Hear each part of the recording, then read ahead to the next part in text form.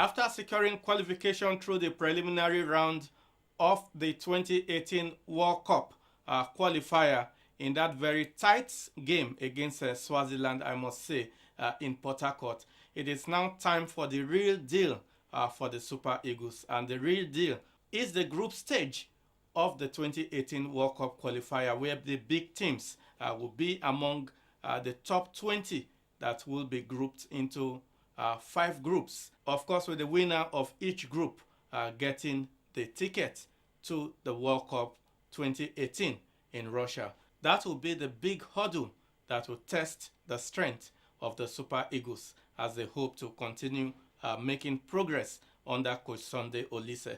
It's also a weekend of great football from the home front. After the league ended last weekend, we have the final of the Federations Cup coming up in Lagos tomorrow. And after the international break, all the leagues in Europe are back again on the front burner. Of course, focus will be on Chelsea as they try to revive themselves again in another fixture of Premier League games coming up today and tomorrow. And the big one from the Spanish La Liga will be the annual ritual of the El Clasico, talking about Real Madrid, this time with the complement of Cristiano Ronaldo.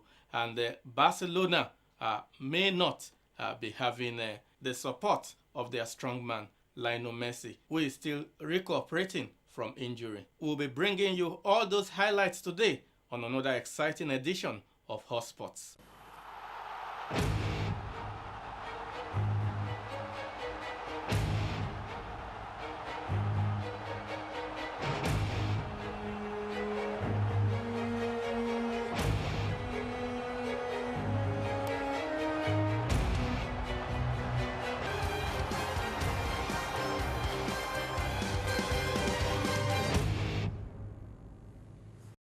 After the international break, club football is back at the fore as the English Premiership is expected to set the pace with exciting action this weekend.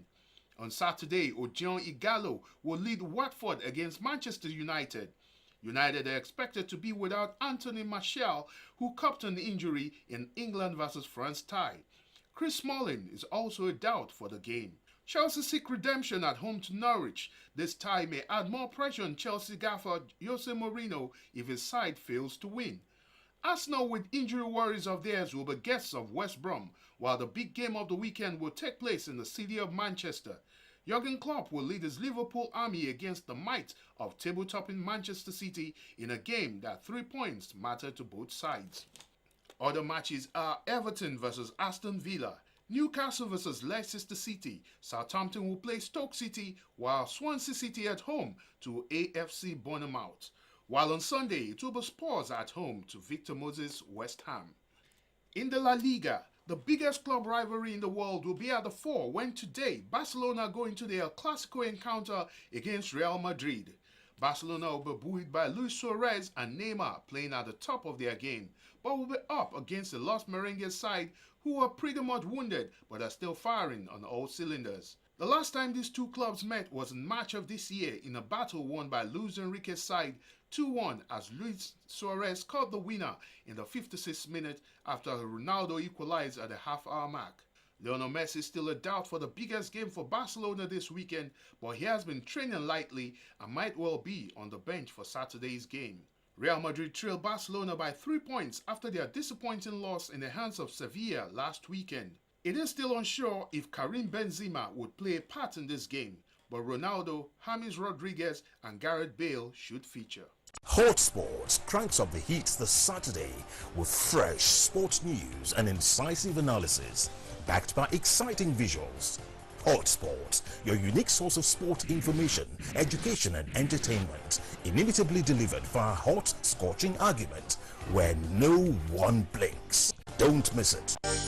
Well, before we go into the main issue on Hot Sports today, looking back at the match against Swaziland in Port Harcourt, and of course looking forward to bigger challenges for the Super Eagles as they forge ahead to see how they can pick a ticket to the World Cup coming up in 2018 in Russia.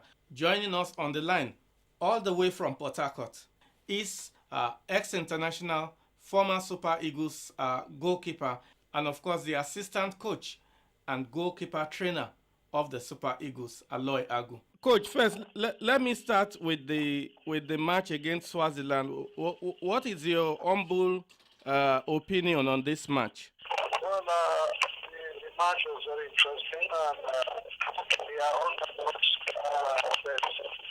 No more underdogs in African football, and that was demonstrated by the Swaziland team. And they came out and played really as if that was going to be the last game of their life. And at the end of the day, we came back to Nigeria, and the players, especially these players, were playing to the instruction of the coach, and the coaches, and there are no minuses for everything.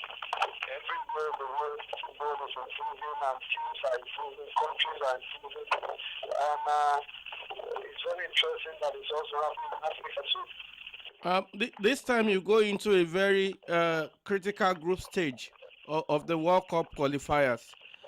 Do you see Eagles going through this very tedious exercise to get a ticket to Russia? I think that is the reason why we are here, and that's the reason why the Eagles are there. So, and that's the essence of the match we play against Swaziland. And everybody gave us their very best to make sure that we qualify to have a chance to qualify for the World Cup. So there is nothing stopping the Eagles. By the special grace of God, the Nigerian flag will fly in the World Cup. You had a very successful career as goalkeeper for the Super Eagles of Nigeria, and now as a goalkeeper trainer, you have been able to get some goalkeepers ready in terms of manning the goal for Nigeria. Would you say after Vincent Iyama left, you have any problem filling this big gap for the Super Eagles? First, I want to thank God Almighty for the grace He has given to us as a football player and now also as a coach. To remind you, 2010 to qualify for the African Nation Cup and the World Cup, and Yama was in that team and also was there. And Inuga was also there. He did extremely well. It's also well for Nigeria. But for every time in life, there is a time you have to call it the time to the sports. And I think he resigned, he retired, and he has done so well. That's just a word. Decent and done so well for Nigeria. And other people have to go in each of Nigeria. Continue to be available that we need. And we are in that process. And we cannot think what Yama has done so well for the country. Close to him. We are celebrating that other goalkeepers are in line. And we are in the process. And by the special grace of God, that process will surely complete it.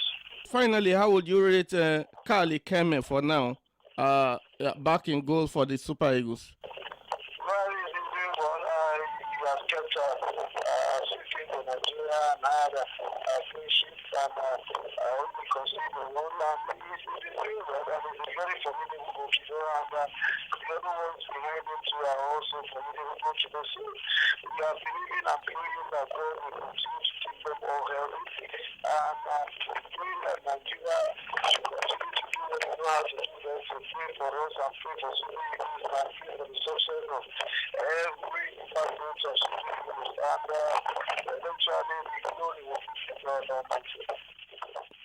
Thank you so much, Coach. Let me wish you the best as you prepare again for the African Championship.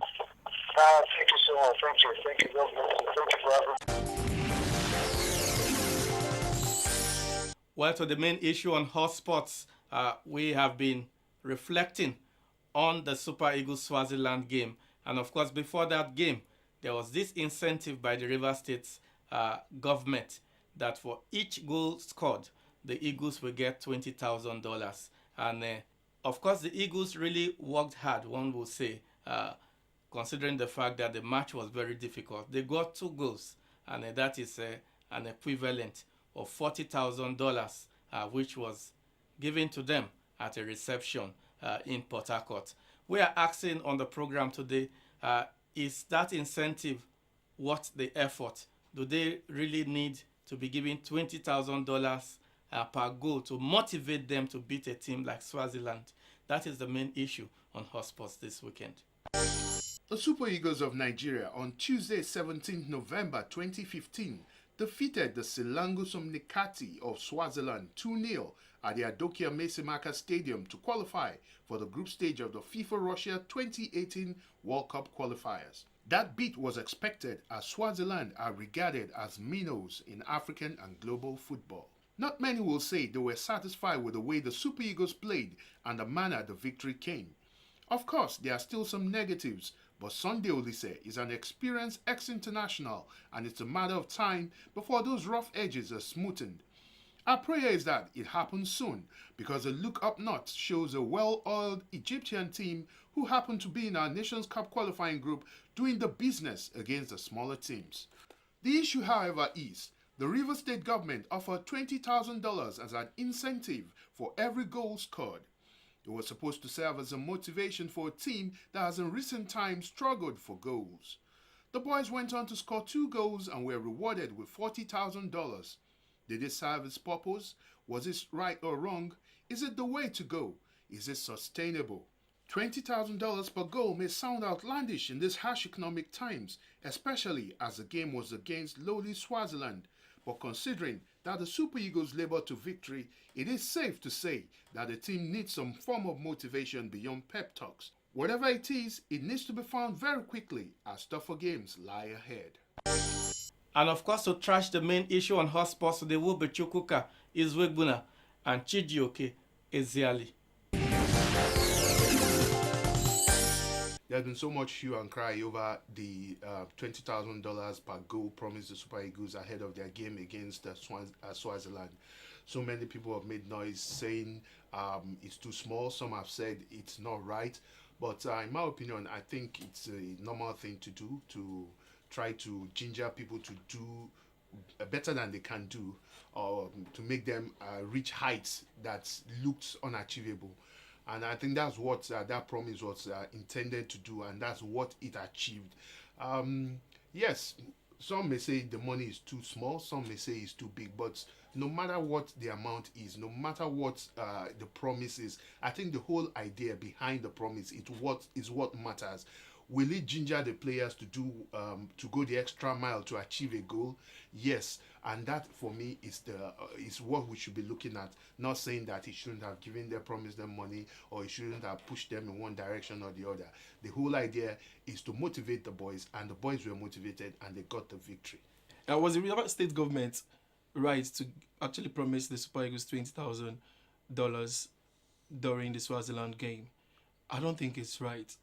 For a game for that magnitude, to promise them $20,000 for beating Swaziland. What happens when we play countries like Egypt? What happens when we play bigger countries? I don't think it's right to want to motivate boys of that standard to beat Swaziland, ordinary Swaziland, minnows in African football, with $20,000. That money equivalent to our money is 4 million naira. I mean, you are giving them, what if they had gone on to score 10 goals in that game? You give them 40 million naira in one particular game. Or what are we trying to motivate here? I don't think it is right, basically. I think it is very wrong. I think there are other ways to motivate our players. If the boys come to camp, they should be ready to play for the national team and defend the national colours. The Super Eagles of Nigeria, most of them are professional players based abroad, and they earn very well already. These guys earn good money weekly from their clubs, and some of them earn a lot more than what what their bonuses are for the Super Eagles. For instance, take Mikel Obi, he already earns about £80 million in a week. So what will the £20,000 do to motivate such a player? My friend Chijoke has made some valid points, which I might agree with. But in these circumstances, I would not totally agree with him. Yes, we say that the Super Eagles, they should normally do this, what they do for the national team. They should do it without being given any incentive. It's their job. Yes, even in your job, you get incentives to make you do the job better. And for the love of God, the Super Eagles, we must be truthful with ourselves. No longer the Super Eagles that we used to know. This is not the team of '94 that was conquering the whole of Europe. We've noticed that in recent times we've struggled.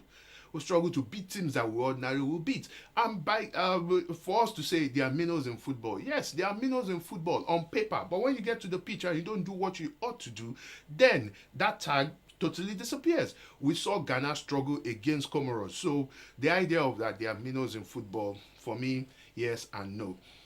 To motivate the Super Eagles, I think was a normal thing to do. It happens in all spheres of life. In businesses, in offices, you send soldiers to the battlefront. You promise them incentives that makes them go into the front and do beyond the ordinary. Yes, on a good day, the Super Eagles will play teams like Swaziland. We're expected to beat them, but when they are not doing things like that, considering we played the first leg, it was a goalless draw. You need to motivate these players. You need to get them firing on all cylinders. And for Wike and for this side of the world where we believe that money does a lot of things, I think, irrespective of how much they earn, money will still ginger them to do go the extra mile. It pains my heart that we always talk about minnows in football. We always think there are no minnows in football. For crying out loud, take a San Marino, go and play Spain. You would know there are minnows in world football. Yes, upsets happen once in a while, but we can't be folding our arms when we want to play teams like Switzerland. We don't need a motivation of $20,000 per goal, not even for match bonuses, for per goal to win that particular game. For me, it's absurd, and I think it is very wrong for the River State government to actually go to that length to want to motivate these boys. And mind you, that the motivation you called it was even more like an obstacle because it weighed more on the minds of the boys, and they were selfish on the day and even couldn't score. I try and look at it from my point of view. We're talking of two different climes. Even within these two different climes, we still see big boys struggle against the small boys, so-called small boys. It happens. During this, we've seen Portugal struggle against teams like Luxembourg. We've seen things like that happen. And it's happening to us here. We shouldn't deny that. We played against Tanzania, we couldn't score. We played against Swaziland, we couldn't score. We played against other teams. Egypt that beat Chad 5-1. The first leg in the World Cup qualifiers, they lost to Chad 1-0. And they came back and beat them black and blue. Yes, to show you that there are minnows in football. And Chadian football has really grown. If you look, they are way better than the Swaziland team that we played. Yes. So if the Egyptian government had gone to that level to motivate Egypt to beat Chad with that sort of incentive, I bet you there will be chaos in that country. But Chijoke, you must agree with me that based on the antecedents of what had happened, we needed to find a way of getting these boys to play as well as we believe they could. And there was nobody who was coming out to try to motivate these boys. And the River State governor took it upon himself that, okay, if there's nobody coming out, let me stand up and try and ginger these boys. And what did he think? In these climbs, there's no matter how much you earn, you still want more. And we always stand up to a challenge. And when he said $20,000 per goal, it was to create an atmosphere where fans come into the stadium and enjoy a game. They see plenty of goals. We were expecting plenty of goals, considering it was Swaziland. And we should be thankful that we scored 2. We should be thankful that we scored 2 against the Swaziland team. I think that's disrespectful to even say for the Super Eagles of Nigeria. We're over-respecting the Super Eagles. The Super Eagles might not be the Super Eagles of old. But the Super Eagles we have now are good enough to beat the Swaziland team. They benched Mikel Obi in that particular game to tell you that we have rich talents in Nigeria. No. Yes. Now, I don't set of boys. Those set of boys need motivation to now, in terms of goals per match, to now go and beat a Swaziland team. I don't think so, my brother. I think the Super Eagles only needs a word from their coach, needs a psychological pep talk, and they would go and beat the Swaziland team. We've seen that pep talk several times. You talk and talk. Nigerians don't understand talk. I don't think so. These guys are professional footballers we're talking about here. Yes, they are professional footballers. They know their job. Professional footballers who went to Tanzania couldn't score one goal. Yes. Professional footballers who went to this same Swaziland couldn't score one and almost conceded. And now we're saying that someone promising them something to make them bring out these goals, score these goals. I don't think it would be it's right to, because the River State government promised money and he said nobody came out and he wanted to motivate them. I don't think it's right to take it from that angle. So what would you have suggested that they do? It's basic. It's basic. It's simple. It's based. The coach himself doesn't know his best 11. It was obvious that if he had played the right team, he would have beaten these boys more than we did. Which was fine. Why that incentive? He didn't need. I'm saying he does not need incentives. All he needed was a better formation, a better pep talk, and they will beat this team. Now we've played the match, we finished the match. Nigeria won by 2-0, and we can't get past the talk of motivating them by with $20,000. We're not even talking about what formation the coach played, how the coach won the game, but we're talking about the money, because that's what the government wants you to see, and that's what you are already talking about. So for me, it is unnecessary. For me, it is not worth it, and they should stop that. We're not playing the World Cup. That wasn't the World Cup final. It would have been a disaster if we played a 2-2 in that game. We didn't qualify. Yes, we will be out. Would it have been the first time? Would it have been the first time Nigeria didn't go to the major tournament? This is not qualifying for a major tournament. This is qualifying for the group stage. Of the one that would take us to a major tournament. Yeah, it would have been a disaster. It's one thing for us not to qualify for the World Cup. Yes. It's another thing not to even qualify for the stages where we get to play for the ticket proper, which was what would have happened, and would have dropped further in the rankings. In which we're not even doing well before. Yes, my take is simple. That's we what don't I'm need saying. such motivation. We've not reached rock bottom. We don't have to reach rock bottom. We don't have to reach rock bottom to motivate ourselves to beat a team like Swaziland. When you're down, you just need to find a way to ginger yourself. I think it's absurd that we have to go to this length to make the boys play better against the Swaziland team. Are you saying that the Super Eagles are not down now? The Super Eagles maybe are not playing the best football that they used to play in terms in the of past. Results. I'm not even talking of in terms of style of play. In terms of results, they are doing very well. In terms of the results, maybe in terms of style of play. So-called minnows twice in competitive games. Yes, you drew twice, failing to score. Yeah. You played two friendlies. Yes, you lost 1-1. Yes, you lost against supposedly minnows. How come is the minnows we're having problems with? And now the results you've listed out. The results you've listed out now. If you put it on Olisa's CV, it's a good record. That you played 4. Yes. You won 1. You drew 2, and you lost 1. I think it's a good record. And the quality of the teams: Swaziland, Tanzania, Congo, Cameroon. I will beat Cameroon. And we needed a red card to aid us in beating Cameroon. My brother, I don't think it's. My brother, the bottom line is we beat Cameroon. That's why a lot of times I say statistics don't always tell the true story. Yes, on paper the statistics are 4 games, won 1, lost 1. In itself, it's not fantastic. Let's when you look at the quality of the teams again, you begin to ask questions. But that aside, the truth is this: if you have a student in your class, or you have a kid, or you have a staff in your office, and you know this staff can deliver beyond what is delivering. Yes, it's giving you okay results. Because as far as I'm concerned, what the Super Eagles are doing now is just okay results. But you want beyond that. We want the Eagles of 94, where when teams come to play us, they know they are going to get beat and beat well. Well, it is the final whistle on hotsports. What do you think? Should we have incentives like this to continue to motivate the Eagles, particularly now that we are getting into the crucial stage of the World Cup qualifiers, and we still have the Nations Cup qualifiers also for the Super Eagles? Will incentives like this continue to boost them and push them towards getting the required results? We leave it to you to contribute through SMS and through our social media platform so that we can air your views on the program. Don't forget the finals of the Federations Cup are coming up in Lagos tomorrow. That is how far we can go on hotsports. We'll be back again next Saturday.